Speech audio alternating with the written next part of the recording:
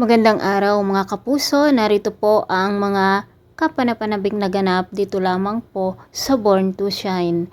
Dahil nga po sa nangyari kay Perry ay sobrang nakukonsensya itong si Dara mga kapuso kasi siya ang nag-utos dito sa basher na gumawa ng gulo dito sa live show noon ng mga Yumi kung kaya't ganoon ang nangyari dito kay Perry. Pero buti na lang lumalaban si Perry dahil dito sa kanyang mag-ina mga kapuso. At nandoon ang mga Yumi na nagko-comfort dito kay Jenny, lalong-lalo na rin itong si Nate mga kapuso. Kahit na ipinagbawal ni Monica na magkalapit sina Jenny at Nate, na kahit magkaibigan lang daw, ay gumagawa pa rin si Nate ng paraan para makomfort niya itong si Jenny. Samantala mga kapuso, kahit nasa ospital itong si Perry ay talagang nakakaiyak ang eksena nilang mag-iina at mag-ama kapag nandoon sina Minchi at Jenny mga kapuso. Ngunit dahil nga sa mabisa ang panalangin, lalo na pati yung mga kasamahan nina Minchi dito sa kanilang baryo ay nanalangin para sa pagiging mabuti nitong si Perry.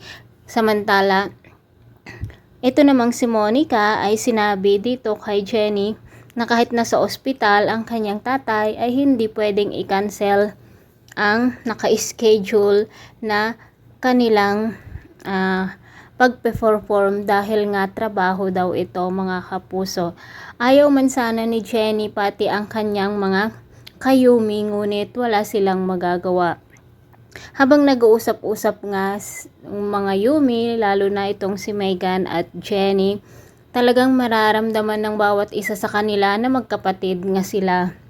Pero hindi pa alam ng dalawa na tunay nga silang magkapatid na iisa lamang ang kanilang ama. Si Dara naman ay talagang hindi siya makamove on at multo sa kanyang isipan at sa kanyang puso ang ginawa na panluloko ni Dio at Minchi noon, na ang bunga nito ay walang iba kundi si Jenny.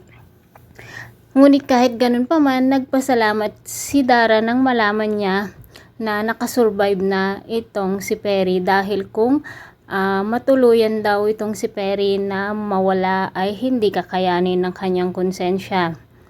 Mga kapuso, natatakot naman si Dara kung mahanap ng mga kaibigan ni Minchi ang inutusan niya na manggulo noon dito sa live show ng mga Yumi, dahil nga siya ang may pakana nito at sabi nga ng mga kaibigan ni Minchi ay pagbabayarin nila ang babaeng ito.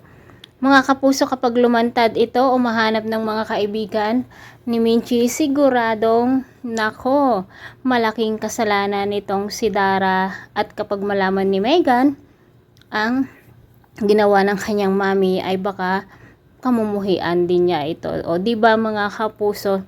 Pero kapag malaman ng na Jenny at Megan na magkapatid pala sila sa ama, ano kaya ang kanilang gagawin?